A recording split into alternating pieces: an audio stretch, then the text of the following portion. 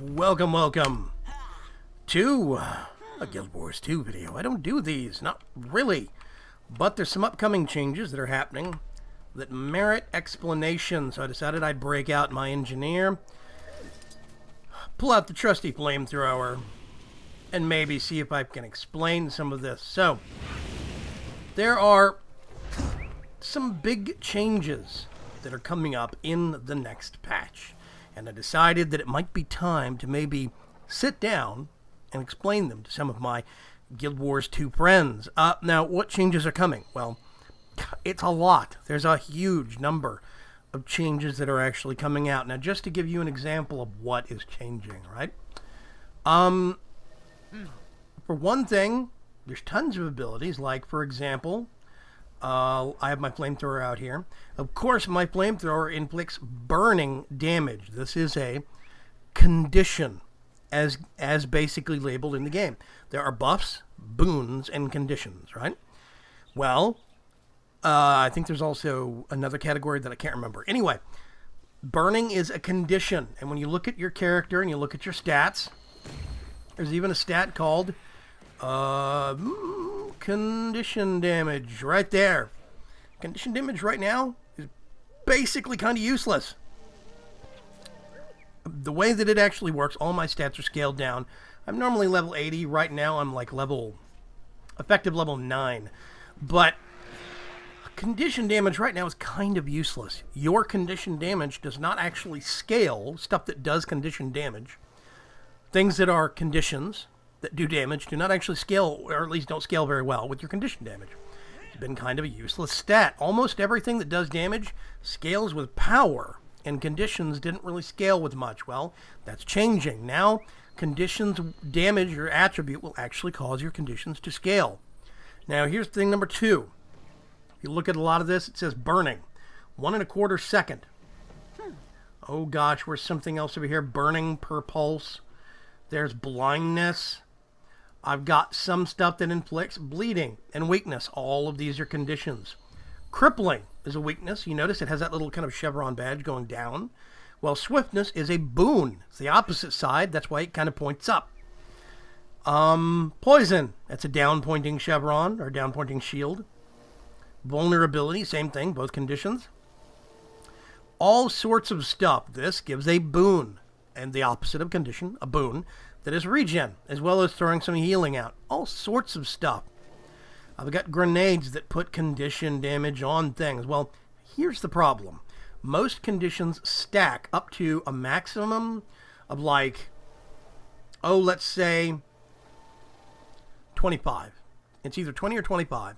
You can have a maximum of 25 stacks of a condition. Now, if you watch this pink MOA, nope, wrong button. Let's pull out the flamethrower. Up at the top, you'll see... Right, okay, that was probably a little too short. Let's find something else to pick on real quick, aside from the poor pink flamingos. Panther. Going to shoot him, get some critical hits, and you'll see that I'll start actually getting conditions on the actual creature. If we go to tougher mobs, the longer it lives, the more conditions I'll be able to get on it. And those little badges under the actual top of the screen, they don't really represent it very well, but basically it's a condition for each effect that I put on an actual bad guy. Poison, bleeding, slowness, burning, all sorts of stuff. And all these stop at 25 stacks. Now what that means is that's how long each stack takes. A couple of seconds to decay, a few seconds, I don't know how many exactly, but the stack decays over time. So 25 stacks is going to do a consistent amount of damage, but it's going to last longer. That's the only difference. Well, that's one big change, is that now the damage goes up based upon the size of the actual condition stack.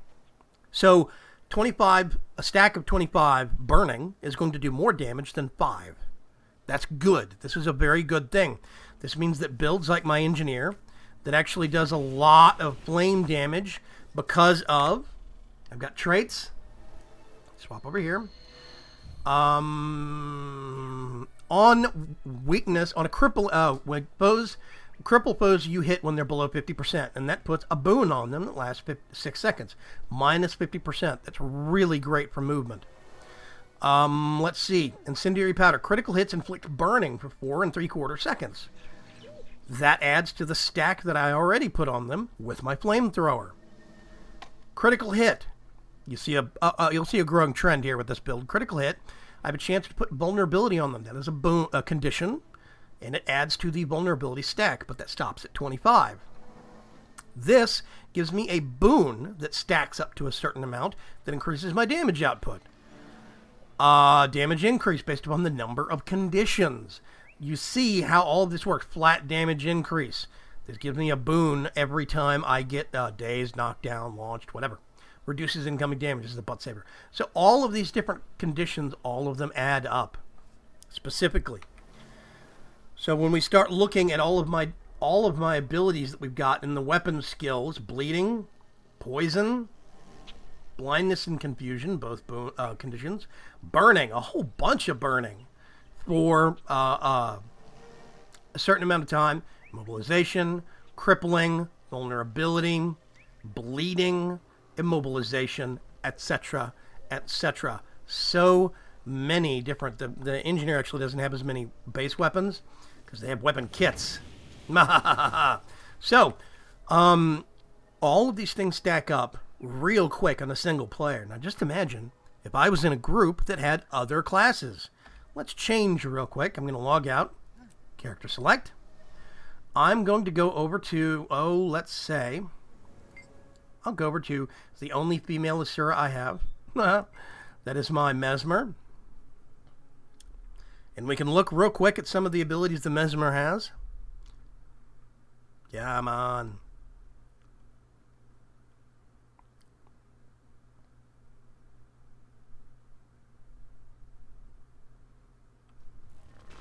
So we can look real quick at the abilities, some of the abilities the Mesmer has. I'm going to go over here away from some of the people. So, Mesmer skills and abilities. Vulnerability. Blur is actually a boon. That's a benefit. Cripple. Vulnerability. That's a condition. You'll see. So many different things. This, Winds of Chaos. This is actually an orb that I fire out that bounces around. It's great. I love it. This is Staff on a Mesmer. It puts out not only boons on me, it buffs me if it hits me or a friendly party, but it hurts the bad guys. Bleeding, burning, and vulnerability. Now, this adds up. If I put down Chaos Storm, same thing. All of these conditions start to add up, and you'll hit a 25 cap real quick, which means when you start getting a larger group of 5, or if you do big raid stuff with your guild, bigger dungeons, etc., world bosses, suddenly there's a lot of damage that gets lost because you hit the condition cap of 25 too quickly. Now there's actually a maximum stack of 1,500. That's from 25 to 1,500, 1,500. That is huge.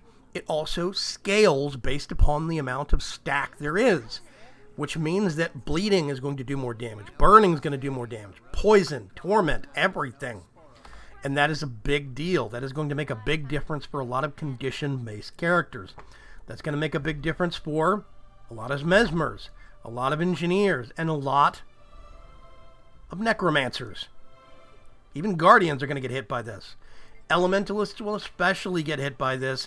Even rangers will. So, what you end up with is a boost to a lot of the damage that condition-based classes are going to do. They don't have to go with power anymore.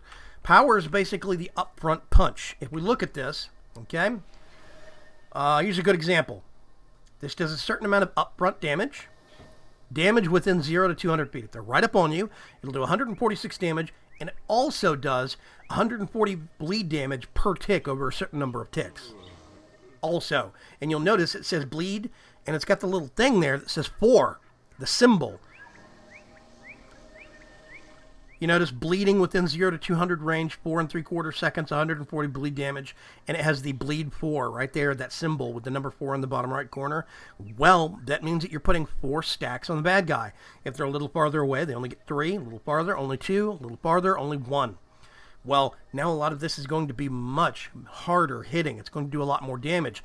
Originally, the only thing that you could actually make do more damage on this ability by raising your stats was the upfront punch, that top line that says damage within, those white boxes, basically all those white starburst little things, the top 4 that says damage within, all of those were the only things that would raise, and those would raise with your power stat. Now, everything that says bleeding will actually raise in damage with your condition damage stat, and it will scale based upon the higher number of stacks that you put on it, which means now, since that is going to be combined with the stack cap being raised to 1500, there's going to be a lot more damage output. World bosses are going to have a lot more conditions on them. Less will get wasted in larger groups, and this is a good thing.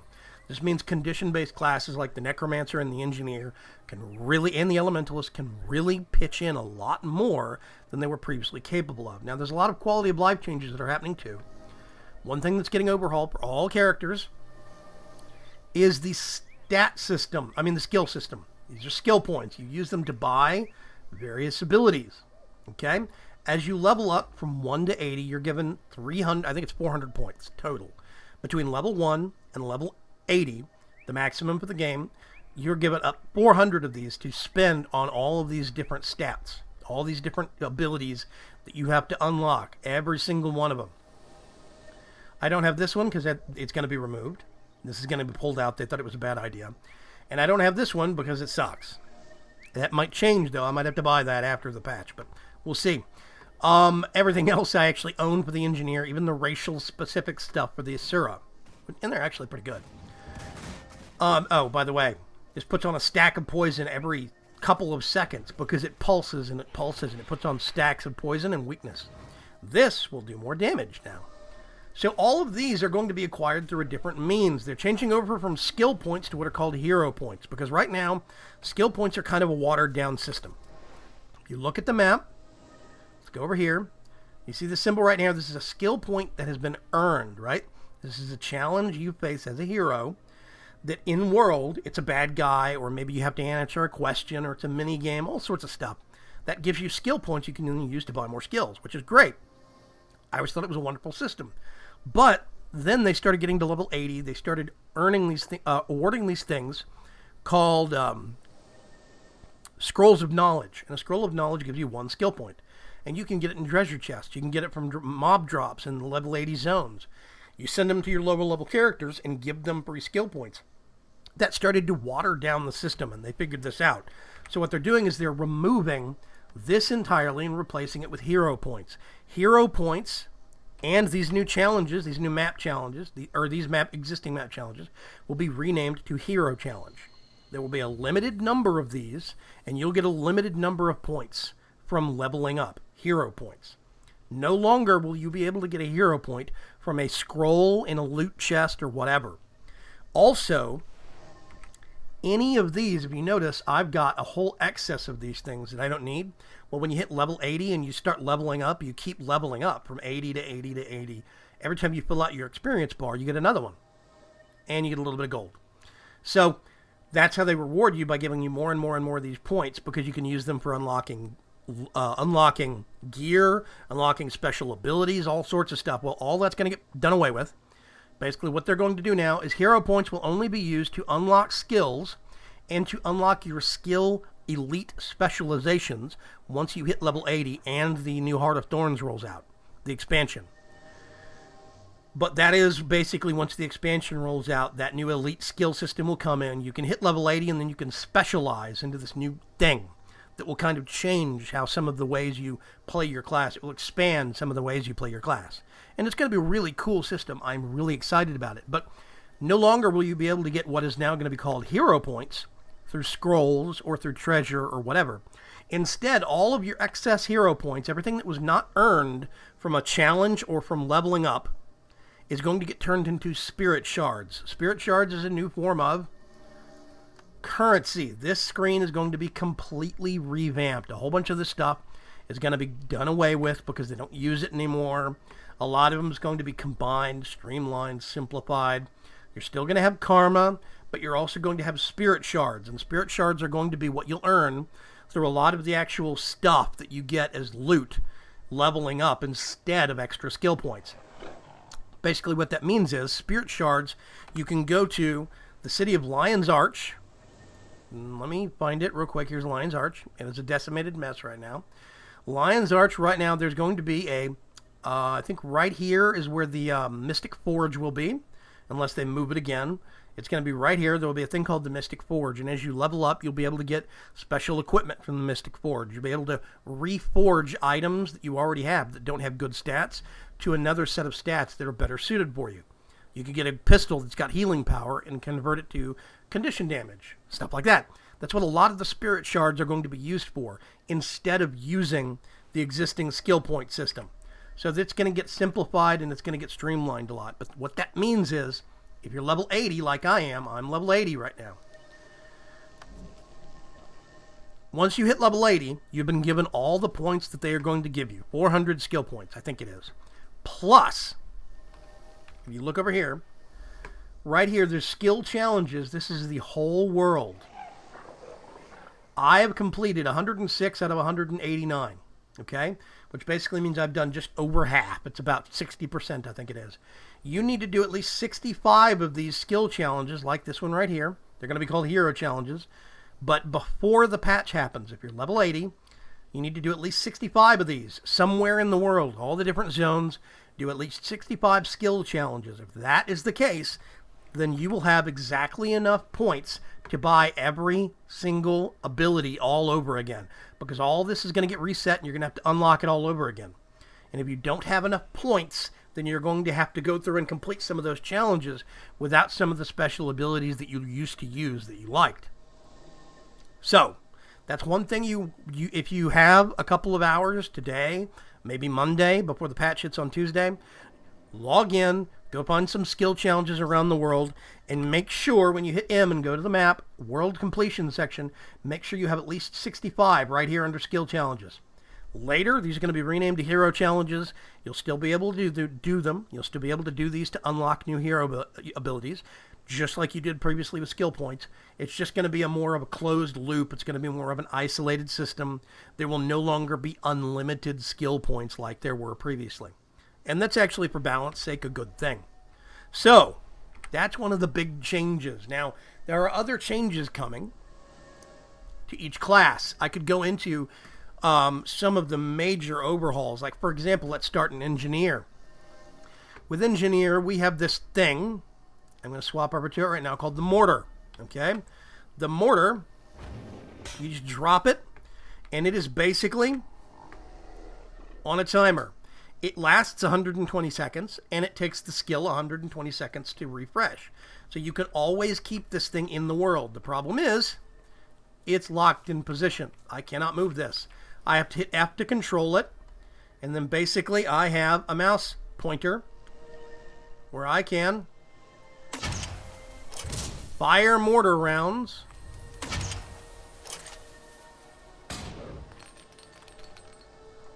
Let me see if I can hit anything. Oh, here we go. Let's do that one.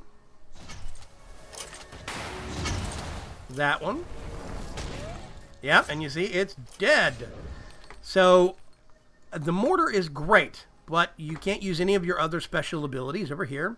And you're also locked in place. You get stability, so you can't be knocked down, but you're basically stuck using this thing until you hit F again to walk away from it. Then you can steer to your heart's content and do whatever, but that thing is stuck there. Now, the benefit is that anybody else could use it, but most people didn't. So what they're doing now is they're changing the usability of the mortar. The mortar is going to be a toolkit, just like if you look on the bottom bar, number 7, the flamethrower. I can turn that on and off. That's a standard weapon kit. Well, that's what the mortar is going to become. It is going to be a man-portable mortar, or in this case, an Asura portable mortar, that you will be able to walk around with. You'll have the similar or same attack skills. You'll have a similar kind of a range, higher damage capability, and it's going to be a much better experience. Also, if you look across the top of my hotbar right here, there's F1 through F4. These are called our tool belt. These are little abilities that you get, special abilities you get, based upon what weapon kits. Because I have a grenades kit right here, in F4, I can throw a grenade barrage. So if it looks like right here, as I just do this. You see? And it's got a 30-second cooldown. It's a little extra. I have a little thing, a little regenerating mist I can fire out once every 25 seconds to me and all my allies near me because I have a healing kit here, a healing turret. Incendiary ammo because of the flamethrower. Healing mist because of my elixir gun, etc., etc. Well, now there's going to be another addition to the tool belt, which is going to be F5. The crate, the supply crate. Let me see if I can do this. It's a whole set of turrets and some healing kits real quick. These are bandages, basically. You run over them, you get about, I think, 5 or 10% of your health back. This turret right here in the middle is a healing turret. You have a flame turret and a net gun. It's really cool. And even when you drop the crate, it does a stun attack on anything that was right under it when you drop it. So I love using it for emergency boss fights. It takes about 3 minutes to be able to use it again. Well, now there's going to be an F5 ability right down here where you can actually drop the bandages separately on a shorter timer. And then the actual ability, this thing down here that's counting down, this will actually be just the turrets. So you'll be able to separate the turrets or the bandages, or you can just hit them both back to back, and the bandages will refresh quicker. That's another big change coming to the engineer. Now, another thing that's going to be really good is we have the med kit. A lot of engineers I know use either, let's see, the Elixir H, this is just a self heal plus a little bit of an extra bonus, or they use this thing, the healing turret. Well, most people do. A lot of people, I don't know a lot of engineers that use the med kit. This is a weapon kit, just like my flamethrower and my elixir gun. But instead of healing myself, I drop med kits. The only problem is these only heal for a little bit of a percentage. See, my total health right now is 850. This only heals for 52.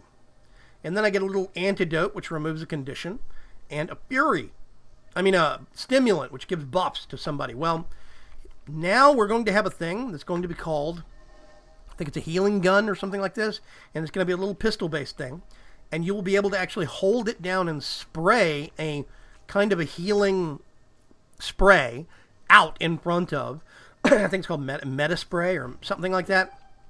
It's a little gun, has no ammo, it has a really short cooldown, so you can just spray it and spray it and spray it, and it does a little bit of healing constantly as you're doing it. So you can actually run and gun and heal people in front of you, which is really, really good. Or drop the meta packs if you want to, or the other stuff. So this is going to give us a kind of a healing on the go with the meta pack that's going to be good. The other thing is that the actual bandage self, this little tool belt ability, is being lowered from 20 seconds to about 17. So that's just a couple of the actual big improvements coming to engineer. Another big improvement is, of course, going to be the condition damage cap being raised. That's going to help us a ton. Now, there's going to be just as many kind of changes. For example, if we shift over, go to character select, I'm going to jump into my Elementalist. I have this really loud outfit on my Elementalist at present. There's a waypoint here, so I'm going to assume it's safe. I might regret that. The Elementalist, you have abilities that you can use, which may or may not add different conditions. Then you can swap between elements. And your changing your elemental attunement changes what abilities you have.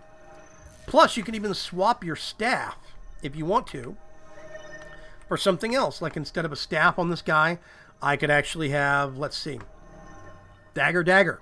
I could do that. Or I could do a scepter and a focus in my offhand. All sorts of stuff. And you have all these different combinations and possibilities because you can actually swap. Well, now, when you have your ultimate down here, just like the engineer, it's going to have an F5 ability that will do something similar or akin to on a slightly shorter timer, and will be slightly weaker. This is going to be a really good thing. I think even the Mesmer is getting the same kind of a thing. Also, summonable weapons. A lot of people don't really use summonable weapons a lot. So a lot of the damage and the power abilities in summonable weapons are getting boosted. Duration they stick around is getting increased. All sorts of stuff. It's going to be real good for the Elementalist. And that is just 2 of the classes. Necromancer is getting a lot of boosts to things. There's a lot of balance changes to things happening.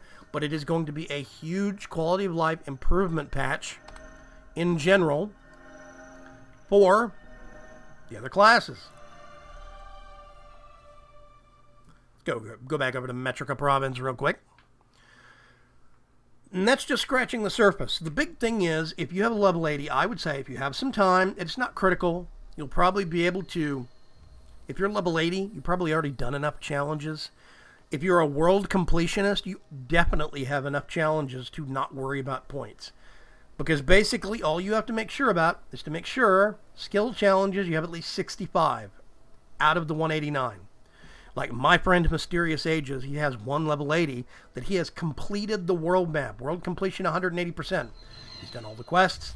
He's got all the waypoints, all the points of interest, all the skill challenges, all the vistas. What that means is, or I think almost all. What that means is, he's got this at 189 of 189, which means he doesn't have to worry. He's okay.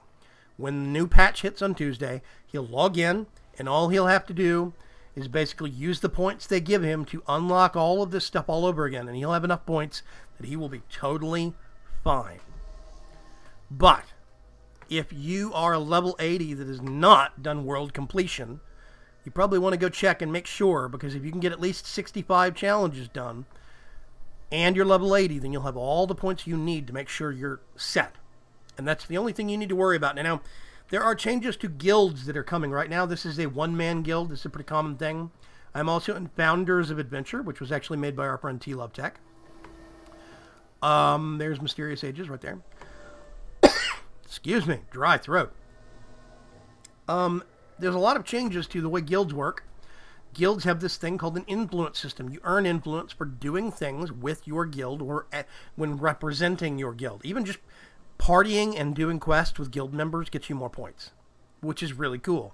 Well, there's a lot of changes coming in here, the Heart of the Thorns patch, that's going to change how these upgrades work. You spend points to get upgrades to your guild.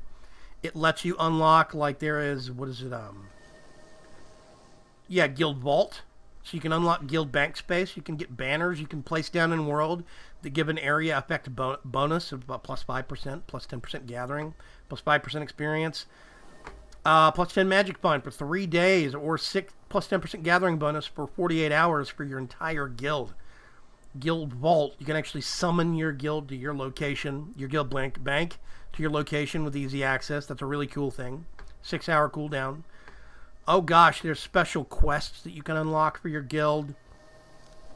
Special, here's more buffs, more stat skills. These are actual PvP or world boss siege weapons that you can actually build. They're very cool. Economy, architecture. Well, in the expansion Heart of Thorns that's coming out later this year, guild systems are being overhauled. For one thing, there's going to be guild halls.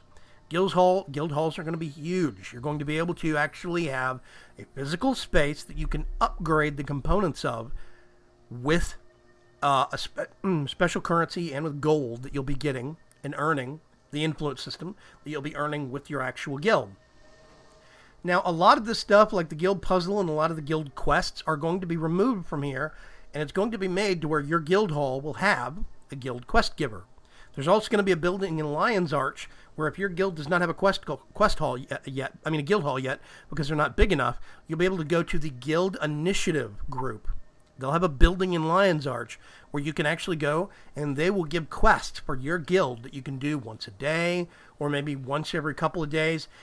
And basically, these quest missions you'll be able to do over and over and over until you succeed at it, and you'll be able to succeed and get rewards once a month. Every time else you do it, it's just for whatever loot you get off the monsters. You will not get any overall prize for finishing that mission, but it will earn your guild points. Now, even the smallest of guild is going to have access to this from the start because they don't want small guilds to be penalized for their size, which I think is a very classy move. But that also means that if you have a build-up of any of these points, you probably want to use them on upgrades as soon as you can. Buy some extra banners and stock up on them. Try and get some of these little smaller upgrades as quick as possible. Because in a couple of months when the expansion comes out, then you're going to actually have a situation where you're going to lose all that back stock of influence if you don't use it, because I think it's going to get reset. There's more information on the forums. I'm going to put a link in this video description that's going to go to the June 23rd patch changes. And it's going to be the first page, and it's going to be really long. So just read through it as you can. If you have any other questions, try to post them in the comments here. I'll try to answer them or give a link that will send you in the right direction. I may not have all the answers, but I might be able to find them. In the meantime, I really do encourage you to take a second look at Guild Wars 2 if you've got an account you haven't played in a while. They've been making some major additions to the world. They have some even bigger patch changes coming on Tuesday that's got a ton of quality and life improvements. The list of changes and updates and improvements that the game is getting with the Tuesday patch for free is revolutionary. So, this is Vaygrim. I'll talk to you guys later. Have a great Sunday. Bye-bye.